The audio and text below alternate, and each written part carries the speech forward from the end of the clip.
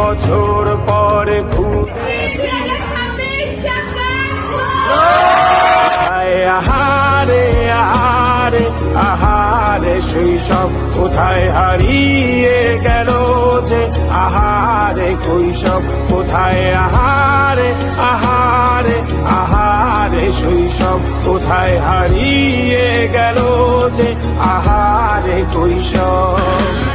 দীর্ঘ অনেকগুলো বছর একসাথে পেরোনোর পর সেই দিনটা এসেই পড়ে, যেটার জন্য আমাদের অপেক্ষা তো ছিলই, কিন্তু আসার পর যেটা আসে সেটা হলো দুঃখ।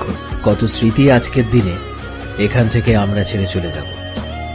হয়তো কারো কারো সাথে দেখা তো হবেই, কিন্তু কিছু জনের সাথে আমরা চিরদিনের জন্য আলাদা হয়ে যাব।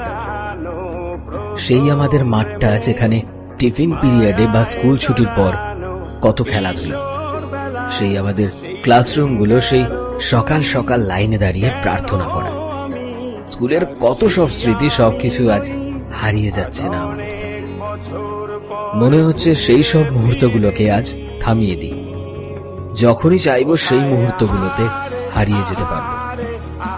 কোভিডের কারণেও আমাদের স্মৃতি অস্পষ্ট থেকে গিয়েছিল, যার কারণে আমরা বুঝতেই পারলাম না কখন সেই ক্লাস 10 থেকে 12-এর শেষ দিন এসে গেল। কিন্তু কি করা যায় বলো, জীবনের তো এটাই নিয়ম যে সবকিছুতেই একটা সময় পর বদল এসে যায়।